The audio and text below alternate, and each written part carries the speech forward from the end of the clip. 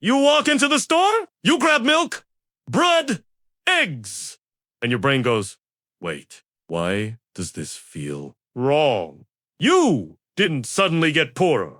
The store didn't get fancier, but your money feels smaller. I know, because I'm a golden retriever, and I watch everything.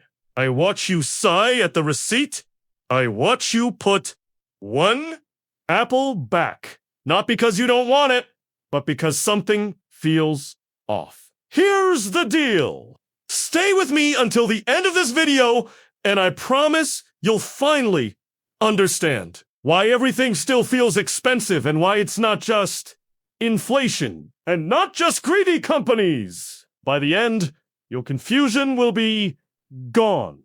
And next time you see a price tag, your brain won't panic anymore. Now, listen carefully. Most people think prices went up once and should have come back down by now. That's the trap. Prices don't work like a ball that bounces. They work like peanut butter. Once it's spread, you don't scrape it back into the jar. But that's not the real problem. That's just the surface. The real reason things still feel expensive has nothing to do with stores and everything to do with how your brain measures. Normal. Your brain compares today to a picture it took years ago, and that picture is outdated. Back then, one apple felt cheap. Now the same apple feels like a bad joke. And here's the scary part. Even if prices stopped moving tomorrow, you would still feel squeezed. Why? Because your money changed too. Not the number, the power behind it. But hold on. This is where most explanations mess up. Because there's one hidden force quietly pulling on prices, wages, and your stress levels at the same time. Once you see it, you'll never look at a grocery store the same way again. But to understand that force, you first need to see why your paycheck feels like it's running on a treadmill while prices ride an escalator. And that's what I'm sniffing out in the next chapter. So don't go anywhere, because once we talk about the escalator, the apples will finally make sense. Picture this. Your paycheck is a dog on a treadmill, running, panting, doing its best. Prices, they're on an escalator. Slow, quiet, always going up. And here's the part. Nobody tells you the treadmill speed changed, and you didn't notice. Years ago, when prices were calmer, your raises actually meant something. A little bump felt like ... progress. Now, that same raise barely keeps you standing. Not because your boss is evil. Not because you're bad with money. Because raises move in steps. But prices creep every single day. Tiny bites. Like a retriever stealing snacks off the counter when you're not looking. You don't feel one bite, but after a year, the plate is empty. This is why everything feels expensive even when your income went up. Your brain says, I make more money. Your life says, then why am I still stressed? Now here's where the apples come back. When apples jump from $1 to $2, your brain screams. But when they go from 2 to 2.10 to 2, your brain shrugs until suddenly you're holding the bag and thinking, why does this feel insane? That slow creep is the escalator. And wages don't ride escalators. They wait for meetings, budgets, approvals. So you feel behind even when you're technically moving forward. But wait, this still isn't the main reason. Because if this was the whole story, everyone would feel the same pain. And they don't. Some people are uncomfortable. Others feel crushed. Which means there's another layer. A quiet one. One that decides who feels squeezed and who barely notices. And it has nothing to do with how hard you work. It has to do with where your money goes before you even touch it. That's the part no one explains. And once I show you that, the apples stop being the villain? That's what we open in the next chapter. And trust me, this is the part that makes people sit back and say, oh, that's why. Now we go deeper. And this is where it clicks. Imagine your money is a bucket.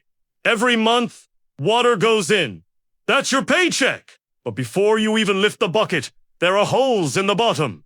Rent, insurance, utilities, subscriptions you forgot existed. These holes didn't suddenly appear. They slowly got wider. Not dramatic, not obvious, just enough to leak. Years ago, those basics took a smaller sip. Now they drink first, and they don't ask. So when you finally try to buy apples, you're not using a full bucket. You're using what's left. That's why it feels personal. It's not the apple. It's the timing. Your brain says, I already gave up so much. And the apple becomes the final straw. Here's the sneaky part. These costs don't feel optional, so your brain doesn't fight them. It accepts them as life. But groceries? Gosh! Little daily things. That's where your brain feels the pain. Because that's where choice still exists. So prices feel meaner than they are. And now for the part almost nobody sees. Your brain doesn't track money evenly. It remembers loss more than gain. Losing $10 hurts more than gaining $10 feels good. So when fixed costs rise, quietly, your brain stores that pain day after day. By the time you hit the store, you're already annoyed, already tired, already defensive. That's why everything feels expensive even before you see the price. But here's the twist. This isn't just bad news. This is actually control. Because once you understand where the pain really comes from, you stop blaming the wrong thing. And when you stop blaming the apple, you stop feeling helpless. There's one simple mental shift that changes how expensive life feels without earning more or cutting. Joy. It's not budgeting. It's not skipping coffee. And it's definitely not ignoring prices. It's a way of retraining your brain to feel normal again in a world that changed quietly. That's the final piece. And once you hear it, you'll realize the golden retriever wasn't explaining money. He was explaining your brain. And this is where everything settles. Your brain doesn't need cheaper prices. It needs a new normal. Right now, your brain is stuck comparing today to an old photo of life. A snapshot from before prices crept, before holes widened, before the escalator sped up. Every time you shop, your brain whispers, this used to be easier. That whisper is the pain. So here's the shift. Instead of asking, why is this so expensive? You ask, what is this? Replacing not money, stress. When you choose apples now, you're not buying fruit. You're buying peace for the next few meals. When you pay more for basics, you're not failing. You're navigating a new map. This sounds small, but it changes everything because your brain stops fighting reality and starts working with it. Once you accept the new baseline, prices stop feeling like personal attacks.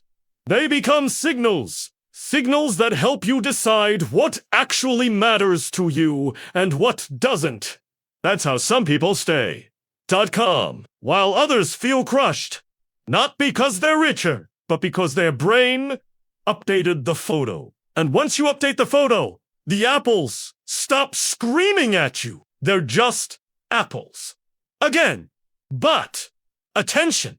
This only works if you avoid one fatal mistake that keeps your brain stuck in the past and quietly drains your money without you noticing. And that's exactly what I explained in the video on the screen right now.